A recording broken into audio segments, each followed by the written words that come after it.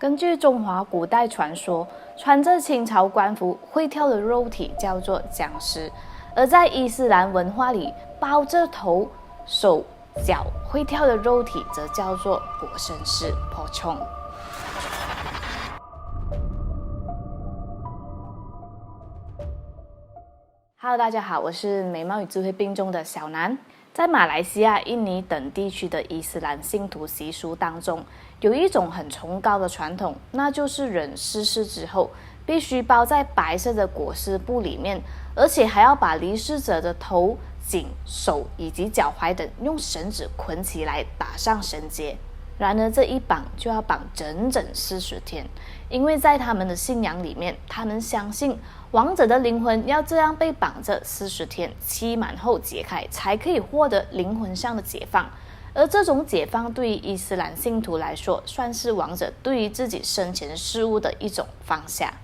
但是如果绳结在离世者身上40天之后没有被解开，或者没有得到妥善的松解，离世者的灵魂反而会被牢困在裹尸布里面，永远也得不到解脱，最后他们就会被迫变成凶悍的裹身式 pocong。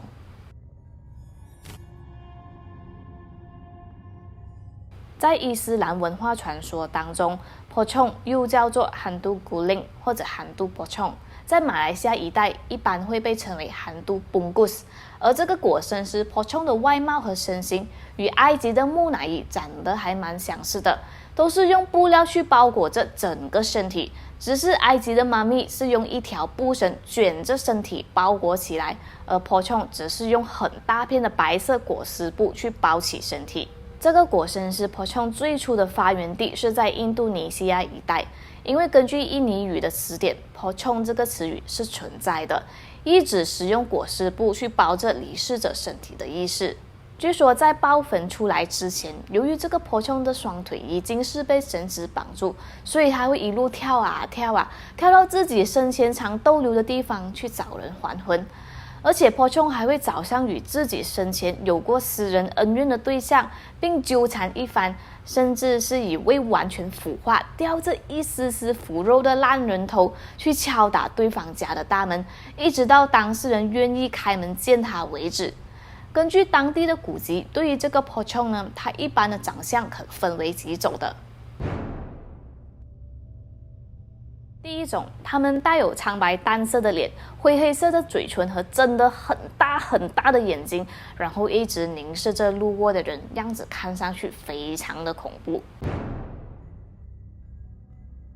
第二种，他们拥有一张烧焦了的黑脸，带着红红红又会发亮光的双眼，然后脸上完全没有任何表情。有人说是因为他们烧烂了这个脸，所以才没有任何表情的。第三种，他们有着布满了青筋的脸，并且翻着白眼，嘴巴溃烂的出现在阴森的地方。第四种，他们的脸是扁平的，没有眼球，剩下2个黑麻麻的洞，然后他们会一直伸手抓人挖眼睛，去填补自己脸上的洞。第五种，红色裹身是 pocong merah 或者叫做 pocong marah。这种 pocong 一般被认为是最吓人也是最为恐怖的，因为他们非常极端，迫害手段也极其暴力恶劣，所以这种红色 pocong 经常会袭击或迫害随机遇到的人类，而且受害者的身体会被残忍吃掉。因此人们都把红色 pocong 视为 pocong 中最梗的裹尸王。现今广为流传的说法是 pocong 只能跳着移动，不能行走，也不会爬。当他们在跳的时候，一般都不会发出太多的声音，只是静悄悄的跳着移动。不但如此，据悉这个 pocong 的弹跳力是非常厉害的，他们每跳一步就可以跳至少到50米的距离。但我却在想，这个 pocong 这样跳啊跳，万一扑街了怎么办啊？但原来它还会滚着移动，其速度还是超级惊人，甚至可以和马奔跑的速度有得比。伊斯兰信徒还有另一种诡异的说法，只要谁能够抓到 pocong 或者和他们近距离的抱一抱啊，就能帮自己开运、开财路、发达一辈子啦。根据记载，坡冲一般都会在晚上深夜出没，特别是乌云密集、快要下大雨的时候。而地点一般会是在安静的坟地、废弃房子、偏僻的山路等等。那坡冲之所以会路过这些地方，是因为坡冲本身是离世者的身体，所以从下葬的地方苏醒后呢，自然会跳去那些阴气比较重的地方。如果不幸在路上遇到普通级别的坡冲，只要保持安静就能逃过一劫，因为一般的坡冲本身不会主动攻击无辜的人。但如果你有意阻挡了坡冲的去路，那麻烦就大了。至于摆脱坡冲的方法有2个，第一个是直接躺在地上装死，让坡冲以为自己已经定着，然后他们就会自行的离开。而第2种方法呢，就是快手快脚沿着一条弯曲的长路，像盲头苍蝇那样拼命跑，最后让他看不到你就 OK 了。但是万一遇见的是没有眼睛或者是那个红色的坡冲啊，那你一切就自求多福吧。那么对于坡冲的出现，大家知不知道其实它与伊斯兰教徒的丧葬仪式有着密切的关系呢？据说在很久很久以前的印尼，几乎所有人都是信奉伊斯兰教的。而根据伊斯兰教的传统和教义，伊斯兰的信徒在逝世之后，身体一般需要经过特别的处理干净的清水进行清洗，然后用这个洁白色透风的裹尸布包裹着整个身体。而这种白色的布在印尼一般被称之为 mori 或者 kain kafan。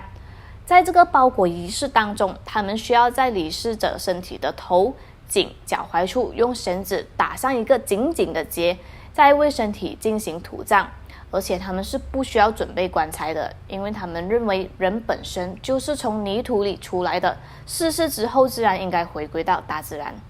随后在下葬的第40天，他们就要从坟地里再把离世者的身体挖出来，并解开之前绑好的绳子，随之再下葬多一次。对于这种葬法，当时的伊斯兰教徒一般都会谨慎办事，处理得妥妥当当。但万一没有解开绳子，亡者就会暴徒来袭，回到人间找人算账。因为有关家属没有替亡者解开所谓的灵魂绳结，是一种鄙视、不看重、不尊重自己宗教的教义，所以他们就会受到应有的惩罚。话说，在很久以前的印尼雅加达，当地出现了塑料布坡冲，而这个 plastic 坡冲背后有着一个诡异的故事。当时一位怀孕的女人 Imatel 被她的男友迫害后呢，在法医检验时，她的身体还是不停地流出很多血。于是医护人员决定用这个塑料布将其身体包起来。所以后来大家都认为塑料布坡冲的出现是因为这个女人想要让人帮她解开塑料布上的结，然后再找男友报复。据说早前在印尼斯多阿佐这个地方出现了安洞坡冲，这类坡冲一般会开着一辆马车，每次听到马车铃声的时候，它就会弥漫在这个阴气中出现的。随后他会敲响当地村民的家门，而听到敲门声并打开这个门的人就会离世于神秘的瘟疫疾病。此外，有人更认为安洞坡冲的故事来自于一个在当地乘搭马车途中被他人迫害的巫师新娘子，因此他一直徘徊在路上寻找属于自己的新郎。对于华人僵尸和伊斯兰信徒所相信的果生师坡冲，大部分都是来自于人们传统的葬礼和祭祀。在古代，无论是华人还是任何一个民族，葬礼和拜祭祖先都是非常重大的事情，所以我们要好好供奉自己的祖先，也要谨慎处理下葬、迁坟、摆设风水等等，一点都不可以马虎哦。最重要的还是抱着一颗孝敬的心去对待自己的先人。有一句话不是说吗？祖先过得好，儿孙自然好。那么这一期就在这里告一段落，下一次我还会带来更多关于东南亚灵异故事哦，请继续支持优质内容创作者，我是马来西亚的小南，我们下期见哦。